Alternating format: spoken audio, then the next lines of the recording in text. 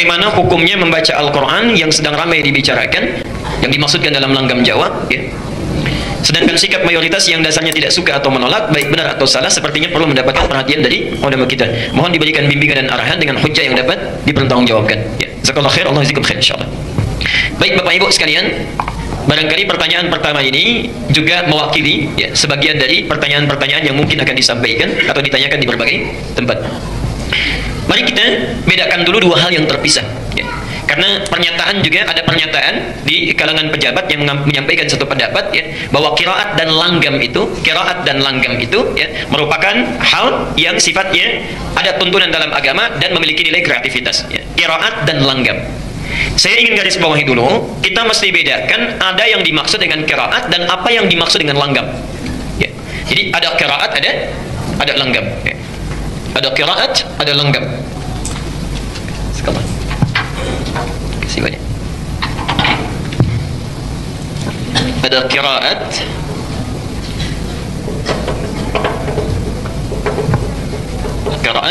ada naghmah dalam bahasa Arab, ya, langgam, naghmah, atau nagham dalam bahasa orang kita, nagham atau naghmah, lagu, irama.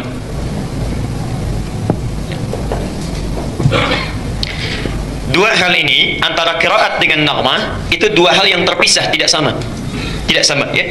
Tolong dibedakan. Satu, apa yang dimaksud dengan qiraat? Qiraat itu adalah cara baca Al-Quran, cara membaca Al-Quran berdasarkan dialek Arab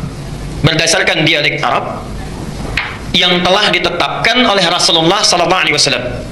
Ya. Cara baca Al-Quran berdasarkan dialek Arab, ya, yang telah ditetapkan oleh Rasulullah SAW.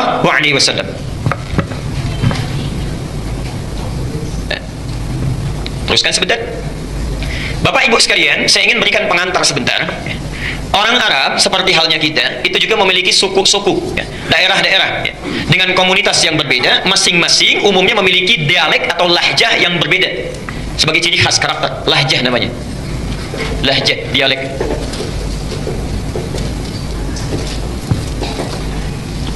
Misal, ya, tidak hanya satu lahjah, tidak hanya satu dialek, ya. Misal saya berikan contoh, sampai sekarang kalau kita main ke wilayah Palestina, kemudian Lebanon, ya, sebagian Syria, atau sampai ke Mosul di Irak, ya, atau sebagian Afrika, itu ada suku Arab yang tidak bisa mengucapkan a, misalnya e, ya. Kaifa haluk, kaifa halik, madrasah, madrasah, ada, ya. Dari zaman Nabi bahkan zaman jahiliyah ada yang begitu, tidak bisa mengucapkan a, bisanya e. Jadi kalau disebutkan a, e saja, ya. Ini satu saya. Ada yang tidak bisa hum, bisanya him, ya.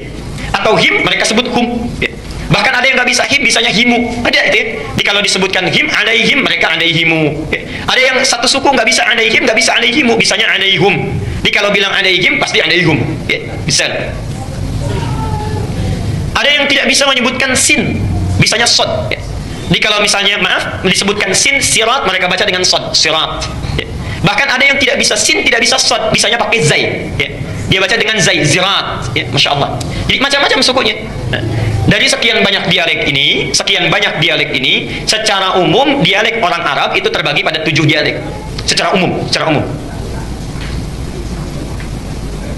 Dipetakan ini, dihimpun ini sejak masa Nabi, karena itulah kemudian Quran diturunkan dengan 7 dialek ini.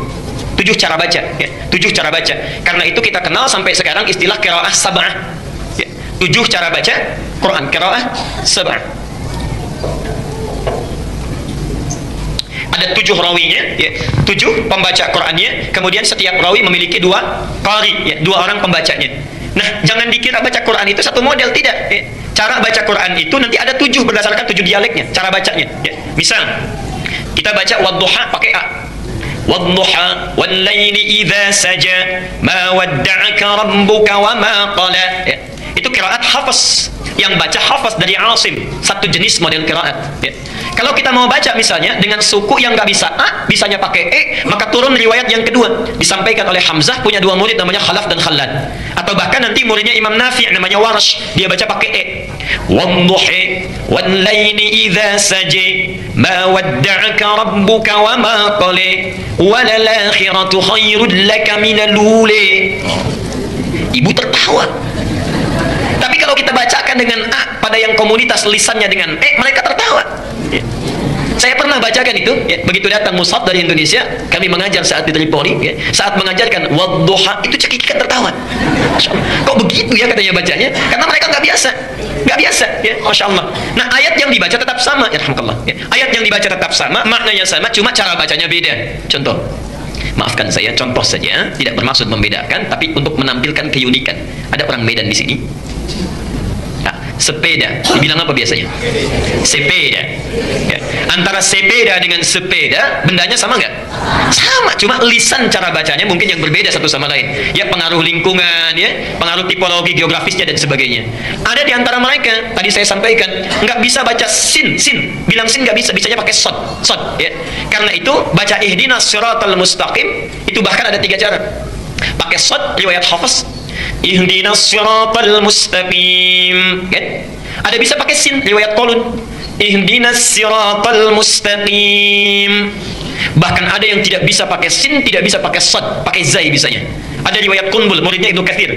Ihdinas siratal mustaqim, pakai zai, ya. Jadi ada cara bacanya, semuanya sama cara bacanya, ya. Jadi tidak ada yang keliru, diturunkan berdasarkan dialek orang Arab sehingga memudahkan untuk membacanya. Kita yang di sini pakai riwayat Hafiz, ya. Yang ihdinas siratal pakai sad, ya. Kemudian pakai alaihim. Di Libya sana termasuk Tunisia itu pakai riwayat Qalun, ya. Yang kalau him menjadi himu, kadang-kadang menjadi hum, ya. Kemudian sadnya menjadi sin. Jelas sampai di sini? Ibnu Katsir yang punya tafsir Ibnu Katsir itu bacanya pakai riwayatnya lain, sinnya pakai zaid. Ihdinas siratal mustaqim, pakai zaid. Masya Allah, ya. Jadi yang dimaksud dengan qiraat adalah cara baca Al-Quran berdasarkan dialek-dialek Arab ini yang telah ditetapkan oleh Nabi. Karena ada dialek tertentu yang tidak bisa digunakan untuk baca Quran. Jelas sampai sini? Baik.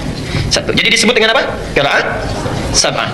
Ini sudah ada rumusnya dari ulama, ilmunya ada dalam ilmu qiraat, bukunya sudah dikarang, bahkan nazamnya sudah ada, Asy-Syatibiyah. Saya berikan contoh bukunya nih, ya.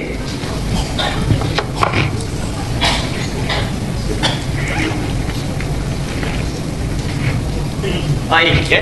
Ini contoh bukunya. Yang qiraah sab'ah dari Al-Fatihah sampai dengan An-Nas, ya. Bagaimana cara bacanya? Nanti ada yang sama, ada yang beda cara bacanya. Misal Bismillah sampai Ar-Rahmanir-Rahim itu sama. Maliki Yaumiddin bisa dibaca dengan 2 cara. Panjang Maliki yang kita baca, bisa pendek riwayat Qalun Maliki Yaumiddin. Boleh, ya. Ilmunya di sini. Kalau yang nggak bisa bahasa Arab, ada bahasa Indonesianya. Sudah diterjemahkan Nazam Syatibiyah karangan Muhsin Ali, itu 2 jilid pengajar di PT IKI, warnanya hijau. Jilid pertama ada 378 halaman, jilid kedua 314 halaman, 2 jilid warna hijau. Ya. Jadi kalau mau belajar ilmu qiraat silakan. Ini yang dasar. Kalau nanti sudah mahir ini tambah 3 yang masyhur. Yang 7 ini boleh dipakai dalam sholat, ya, boleh. Ya. Tapi dipakai sesuai dengan keumuman lahjahnya. Kalau di Indonesia umumnya pakai Hafiz, maka jangan coba-coba pakai yang lain. Bisa rame nanti. Ya, bisa rame. Saya ngimamin misalnya, kemudian pakai riwayat Warsh. Wadduhi wal-laili idza saja ma wadda'aka rabbuka wa ma qala. Ini kayaknya orang Betawi nih ustaznya nih. Betawi aja nggak gitu-gitu banget ya. Jamaah bisa bubar. Ya. Maka sesuaikan dengan lahjah yang terbiasa. Tapi mesti kita paham ini 7 bacaan dibaca dalam salat. Ada lagi 3 riwayat yang kedua. Yang ini 7 disebut mutawatir, disepakati oleh ulama, boleh dibaca dan dipraktikkan dalam salat. Yang 3 disebut dengan masyhur.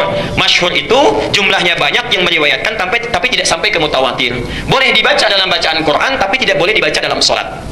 Tambah yang 4 lagi namanya qiraah syadzah. Syadzah itu qiraah tafsir, bacaan tafsir. Nggak boleh dibaca dalam sholat, tidak boleh dibaca dalam Al-Quran, tapi boleh dimaknai dalam tafsir. Jadi jumlah keseluruhan itu ada 14 qiraat. 7 yang disepakati dibaca dalam sholat, 3 hanya baca Quran saja nggak dibaca dalam sholat, dan yang 4 itu qiraah tafsir. Jelas sampai sini? Itulah qiraat.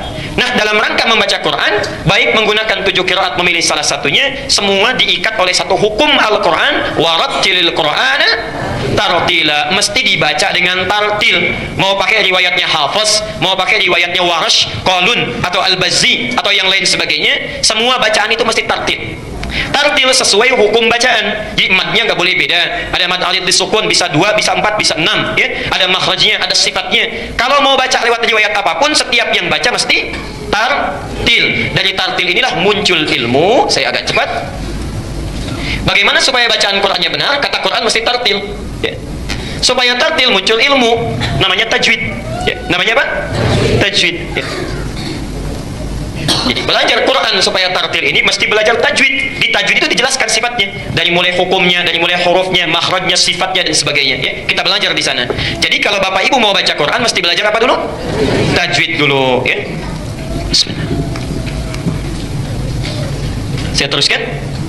Nah, orang yang belajar ilmu tajwid, baca Qurannya benar, ya, pasti dari setiap bacaannya itu akan melahirkan irama-irama yang khusus. Nggak mungkin nggak berirama, pasti ada iramanya. Pasti ada iramanya. Ya.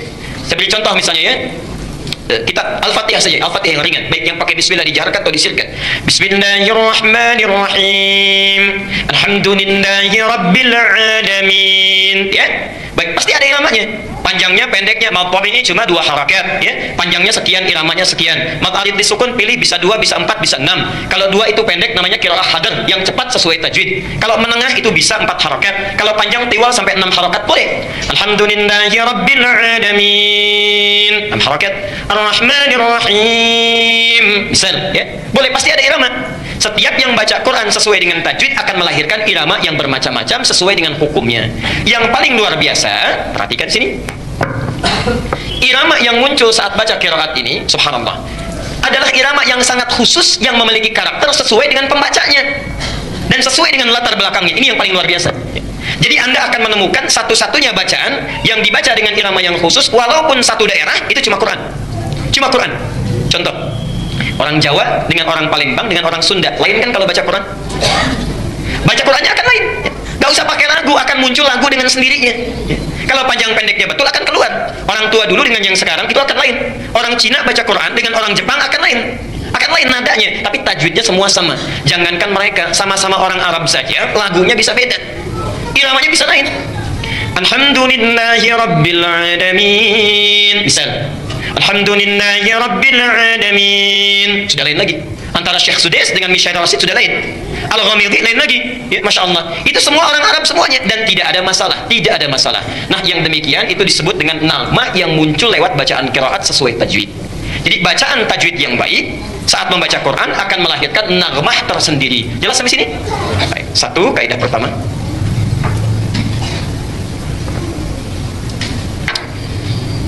Kaidah kedua, kita teruskan dulu. Bapak Ibu sekalian, kalau kita sudah mengerti dasarnya bahwa membaca Quran itu tidak ada lagu yang khusus, yang penting sesuai tajwid. Kalau baca sesuai tajwid akan melahirkan irama yang menunjukkan ciri khas pembacanya. Ya. Imam Masjid Al-Ihsan dengan Al-Azhar pasti lain. Ketahuan kalau ngimami, ini pasti Masjid Al-Azhar. Ini pasti imam dari Al-Ihsan, langsung. Karena itulah dari sejak zaman Rasulullah sampai dengan zaman kini para ulama membuat aturan, ya. Tidak diperkenankan membaca Al-Quran itu dengan irama-irama yang sifatnya dikhususkan untuk hal di luar Quran. Misal, ada irama syair. Zaman Nabi dulu ya, bukan zaman sekarang. Zaman Nabi dulu. Dari zaman Nabi, itu selain Quran yang turun dari Allah sebagai bimbingan, ya, ada juga di kalangan masyarakat Arab yang terbiasa bernyanyi. Mereka menggunakan syair. Ya. Quran bukan lirik, Quran bukan lagu, bukan untuk dinyanyikan, tapi dibaca dan dipahami. Dan turunnya Quran sekaligus untuk menepis syair. Ya. Yuk kita lihat. Sebelum masa Islam datang, zaman jahiliyah syair sudah ada. Syaratnya syair itu memenuhi 16 rumus. Ada 16 rumus. Dikenal dengan bahr namanya, bahrun. Setiap rumusnya. Ada yang disebut dengan bahr tawil, ya. Tawilun lahu dunal bukhuri fadailu, fa'ulun mafa'ulun, fa'ulun mafa'ilu, ya. Ada rajas, mustaf'ilun. Ada ramal, fa'ilatun.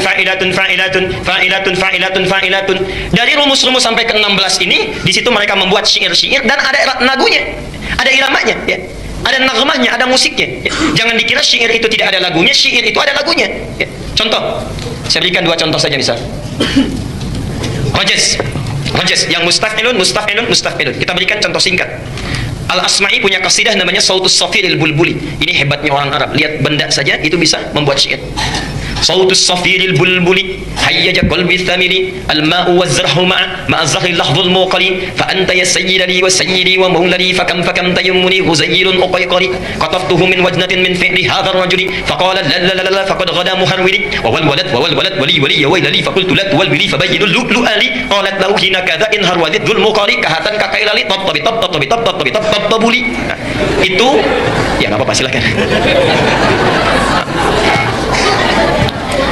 Itu yang yang mereka karang untuk menyanyikan supaya unta itu biasanya jalannya cepat ya. Jadi kalau ingin unta kan kadang-kadang jalannya malas ya, lambat. Nah supaya unta jalannya cepat, dinyanyikan syair tadi pakai rojas itu jadi antaranya ya. Misal kalau ingin mengangkat orang ya, kemudian menyanjung-nyanjung itu pakai romal ya. Pernah dengar kasidah ini dari syair, tala'al badru alaina min thaniyatil wada'. Pernah dengar itu? Oke, pernah dengar? Baik. Kan ada ya lagunya ya, itu dari syair asalnya, rumusnya romal, bah romal, tala'al badru alaina, itu romal ada. Tapi sejak zaman Nabi sampai sekarang gak pernah orang baca Quran pakai rumus ini. Wadduha wallaili idza saja, gak ada. Astagfirullah kalau ada yang baca ya. Tidak ada yang baca karena bukan tempatnya ya. Jadi zaman Nabi saja orang jahiliyah sudah paham, pemusik gak pernah menggunakan not balok musiknya untuk menggunakan bacaan Quran karena memang lain ya. Jadi mereka sudah punya rumus khusus, ilmu yang khusus. Kalau Anda jurusan bahasa Arab ya, misalnya kuliah jurusan bahasa Arab, itu ada pelajarannya namanya ilmu arud ya. Saya berikan contoh bukunya. Nah ini kitabnya ya, ini kitabnya ilmu arud ya. Ada di sini semua cara bikin syair ya. Yang Anda belajar bahasa Arab di pesantren-pesantren Alfiyah itu kan dari sini rumusnya ya. Rumus Rajas Ibnu Malik itu membuat 1000 syair untuk mempermudah belajar bahasa Arab. 1000 bait itu disebut dengan nazam namanya. Kalamun lafdhun mufidun kastaqim wasmun wa fi'lun thumma harfunil kalim wahiduhu kalimatun wal qawlu am wa kalimatun biha kalamun qad yu'am bil jarri wat tanwini wan nida wa al wa musnadin lil ismi tamyizun hasal bi taf'alti fa'atu atat wa ya if'ali wa nunik badanna fi'lun yanjali. Ada semua ya. Kalau orang pesantren pasti belajar itu untuk belajar nahwu dan sarafnya. Jadi ada di sini. Jadi dari dulu pun zaman Nabi sudah ada rumus-rumus untuk membuat nyanyian, tapi tidak pernah dipakai melagukan Quran. Karena itulah sepakat para ulama, perhatikan, lagu-lagu yang sekiranya dikhususkan nagmah atau langgam dalam bahasa kita, yang dikhususkan diketahui menjadi ciri khas musik tertentu, dipergunakan pada hal tertentu, maka tidak boleh diperkenankan untuk dijadikan bacaan Quran. Karena itulah di awal abad ke-20 para ulama ahli qiraat berkumpul memilih jenis-jenis nagmah untuk dipelajari yang tidak pernah digunakan pada musik.